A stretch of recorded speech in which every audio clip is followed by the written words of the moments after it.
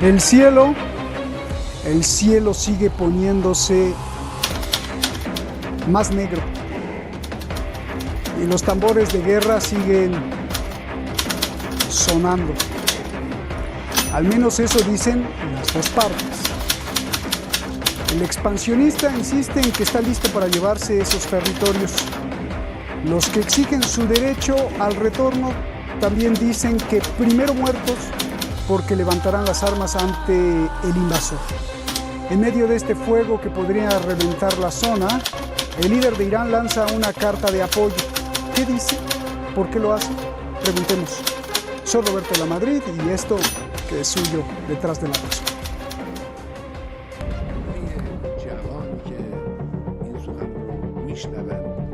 El líder de la Revolución Islámica de Irán, el ayatolá Seyed Ali Khamenei, reafirma el apoyo a la causa palestina.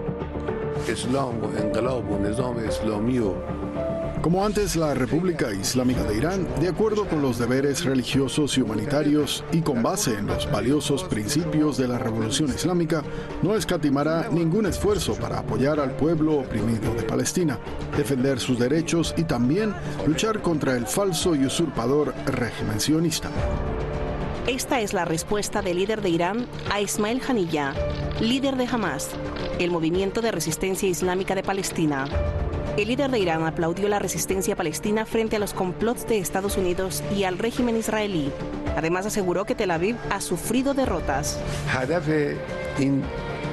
El enemigo despreciable ha sufrido derrotas imparables en el campo, por lo que persigue su expansionismo y la violación de los derechos inalienables de los palestinos. Primero con presión económica y el asedio de la Franja de Gaza oprimida, y luego con engañosas propuestas de negociación y paz. Con la ayuda de la lógica, la razón y la experiencia, la resistencia y la valiente nación palestina harán frente a las amenazas y las codicias de los sionistas. Por su parte, la Organización para la Liberación de Palestina, la OLP, planea formar una coalición internacional contra la anexión de más partes de Cisjordania. Y es que casi todo el mundo, menos Trump, le dicen que no al primer ministro de Israel, Benjamín Netanyahu, y su capricho de anexionarse más territorios. Hasta los mismos sionistas y judíos le dicen a Netanyahu que sería un gran error, como esta exministra israelí. The idea of partial annexation that would keep the Palestinians in enclaves within the West Bank surrounded by Israeli territories, it's not sustainable. El gobierno palestino advierte incluso sobre un nuevo proyecto de Israel para construir 164 nuevas viviendas en el asentamiento ilegal de Neve Daniel, en Cisjordania. Y desde la Franja de Gaza se llama a usar las armas. أن تشتعل تحت أقدام الغزاة هذا باشتباك مباشر بالسلاح ما استطعنا بالدهس بالسكاكين بكل الأشكال اللي أبدع فيها. Más de 600.000 israelíes viven en más de 230 asentamientos en Cisjordania y el Quds. La ONU considera ilegales esas construcciones.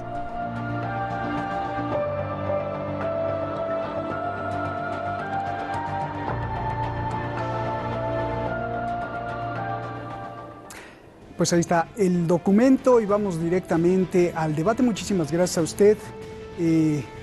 Muchísimas gracias a todos los que apoyan Detrás de la Razón, ahí en diferentes canales que han subido el programa. Gracias, gracias.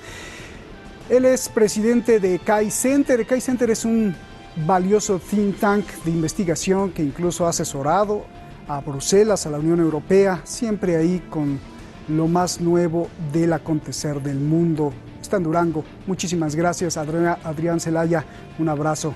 Y Eduardo Luque, usted lo conoce muy bien, un analista político muy filoso, como se dice en América Latina, muy agudo. Gracias allá en Barcelona. Adrián, comienzo contigo. El líder de Irán reafirma su apoyo a Palestina y denuncia que el régimen de Israel continúa su expansionismo mediante la presión económica y el asedio. Explícame cómo es el mecanismo de esta ecuación de la presión económica para alcanzar la expansión, por favor. Bueno, la presión económica es fundamentalmente un instrumento para debilitar al pueblo palestino.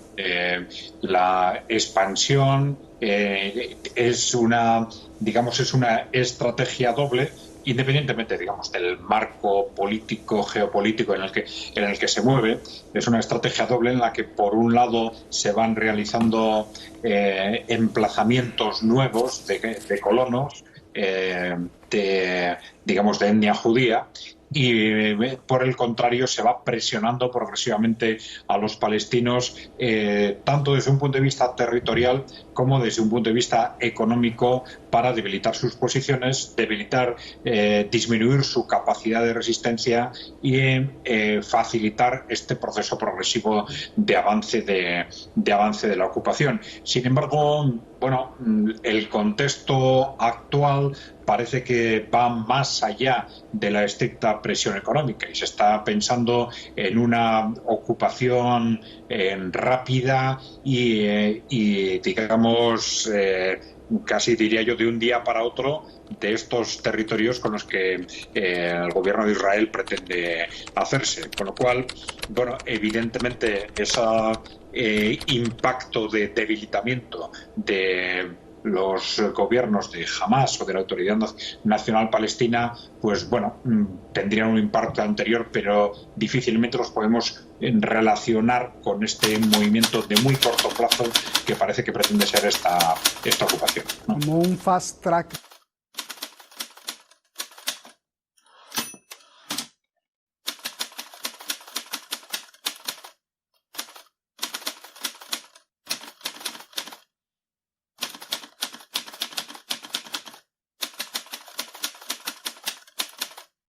Un juzgado inglés determinó que el Estado venezolano no puede disponer del oro venezolano que está depositado en las bóvedas del Banco de Inglaterra. ¿Por qué? Pues porque el gobierno de Reino Unido no reconoce a Maduro como presidente, sino a Juan Guaidó. La noticia alegró a unos y molestó a otros, pero con el historial británico de apoderarse de cosas que no le pertenecen recurriendo a excusas variopintas, tampoco puede decirse que la sentencia fuera muy sorprendente, la verdad. Good morning. Yes, este es el Museo Británico. ¿En qué podemos servirle? ¿De dónde llama, dijo? Ah, de Grecia. ¿Qué desean? Ya que les gustaría que les devolviéramos los frisos de Partenón de Atenas. Claro, entiendo. Nos encantaría ayudarlos, pero lo que ocurre es que el gobierno británico solo reconoce como legítimo dueño de los mismos a Pericles. Ya sé que Pericles murió hace 2500 años. Ese es justamente el problema, que no está claro quién es su heredero legal. Si no fuera por eso, se lo mandábamos mañana mismo. Además, no se preocupen, aquí esos grabados están muy bien y a los turistas les gustan mucho. Cada día vienen miles a contemplarlos. Ay, si se va a poner a insultar, mejor lo dejamos aquí. Tanto escándalo por unas piedras viejas, hay que ver qué carácter tienen esos griegos. El gobierno venezolano, que fue quien llevó el caso a tribunales, calificó de absurda la decisión del juez y anunció que recurrirá a una sentencia que parece ser mucho más reflejo de una decisión política que judicial. Según el dictamen, el presidente legítimo de Venezuela es inequívocamente Juan Guaidó, pero a pesar de lo supuestamente inequívoco del asunto, quien está acreditada como embajadora venezolana por la jefatura del Estado británico, que no lo olvidemos, no la ostenta Boris Johnson, sino la reina de Inglaterra, es la designada por Maduro. Del mismo modo, en Venezuela el representante diplomático británico fue acreditado por Maduro, no por Guaidó. Así que inequívoca, lo que se dice inequívoca, muy inequívoca no parece la postura oficial del Reino Unido cuando el dictamen de un juez contradice el actuar del Estado. Ya sé lo que dirán algunos. Maduro quería disponer de ese oro para venderlo y enriquecerse o comprar armas nucleares en el mercado ilegal, por eso el juez dijo que no. Que es el tipo de argumento predilecto al que recurren Guaidó y quienes lo reconocen para congelar los activos venezolanos en el extranjero. Pero precisamente para evitar que ese supuesto uso inapropiado de los recursos fuera la excusa, la propuesta del gobierno venezolano fue que sería la ONU quien recibiría el dinero de la venta de ese oro, adquiriría los implementos necesarios para atender la pandemia y los haría llegar a Venezuela. Pero ni por esas. Por supuesto, la explicación más común que verán en grandes medios es que el Reino Unido es una pobre inocente víctima que, producto de la crisis política interna de Venezuela, se vio atrapada con decenas de toneladas de oro en sus manos y no sabe qué hacer con ellas, si dárselas a Maduro o a Guaidó. A mí me conmovió tanto leer algunos informes al respecto que casi sentí ganas de enviar un mensaje de ánimo al Banco de Inglaterra para brindarles apoyo moral en estos duros momentos de indefinición causados por los problemas telenoveleros de naciones caribeñas. Pobres almas cándidas. Pero la realidad es que el Estado venezolano reclama el oro que todavía posee en las bóvedas del Banco de Inglaterra desde octubre de 2018, es decir, desde antes de la autoproclamación de Guaidó. En total, en esas bóvedas se encuentran depositadas unas 31 toneladas, cuyo valor de mercado alcanza casi 2.000 millones de dólares. Parte de ellas tienen años en el lugar, mientras que otras son más recientes, motivadas a depósitos de garantía negociados entre el Estado venezolano y bancos como Citibank o Deutsche Bank, a cambio de préstamos monetarios en los años recientes. Tal vez algunos se pregunten por qué Venezuela guarda parte de sus reservas en el extranjero. La mayoría de los países tienen gran parte de sus reservas de metales en bancos europeos o estadounidenses por dos motivos. Uno, que allí es más fácil transar su compra o venta internacional. Y dos, pues básicamente porque no les queda más remedio. Tenerlos allí mejora la calificación para la obtención de préstamos, calificación que, nada coincidentalmente, otorgan entidades con sede en el mismo lugar. ¿Quiere que grandes bancos o entidades prestamistas internacionales, casi todos con sede en Europa o Norteamérica, presten dinero a su país? Pues nada mejor que tener las reservas guardadas allí.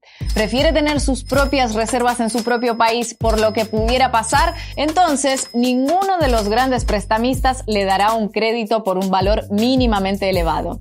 Así es como funciona la cosa. Y por cierto, la cantidad hoy congelada y en litigio en Londres podría ser muchísimo mayor si Venezuela no hubiera tomado precauciones en su momento. En 2011, el gobierno del entonces presidente Chávez decidió repatriar la mayor parte del oro que el Estado venezolano tenía en el extranjero. El motivo, ese mismo año, durante el derrocamiento de Gaddafi en Libia, la Unión Europea congeló miles de millones de euros que tenía el país africano en cuentas de países miembros y Chávez temía que sucediera algo similar con los activos venezolanos. Casi 10 años después, buena parte de esos fondos libios siguen congelados, pero han generado intereses y dividendos por más de 3.000 millones de euros con destino desconocido, según una investigación de una televisora pública belga. En 2018, unos 10.000 millones de euros sencillamente se esfumaron. Menos mal que los bancos de Europa Occidental son los más seguros. Bonjour! Oui, este es Le Banque Européen de la Kleptocratie. ¿En qué podemos ayudarlo? Ah, te llaman de Libia. ¿Cómo está todo por allá? Mucho calor y mucha guerra. Bueno, ¿qué desean? Ah, que les gustaría que descongeláramos las cuentas del Estado libio de la época de Gaddafi. Uy, de verdad, con mucho gusto los ayudaríamos, pero recuerden que desde entonces ustedes tienen dos gobiernos enfrentados y para nosotros es todo un tema. Sí, figúrese que le devolvemos las cuentas a uno y el otro nos las reclama al día siguiente. Mi gobierno, el europeo, no nos deja devolver nada hasta que ustedes mismos nos aclaren, lamentablemente. Ya sé que mi gobierno, el europeo, los metió en eso, pero nosotros apenas somos un humilde banco con humildes millones que depositó aquí el gobierno de Gaddafi. No podemos hacer nada. ¿Cómo? ¿Que nos metamos dónde ese dinero? ¡Qué grosero! Hay que ver el carácter que tienen esos libios. Y aunque Guaidó y sus partidarios celebraron la sentencia como una gran victoria, lo cierto es que no eran parte del litigio y el dictamen no dice que el Banco de Inglaterra entregará esos recursos al líder opositor. De modo que más se parece a celebrar